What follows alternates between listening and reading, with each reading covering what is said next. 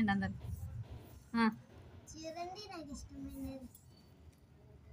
ఇష్టమా నీకు? Hello madam, madam G ఏందది తింటున్నావా నువ్వు కూడా?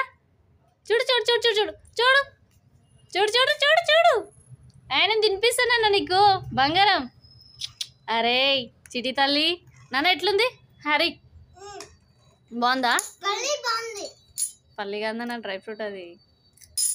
అరే చిట్టి తల్లి అట్లా తీయొద్దు నాన్న.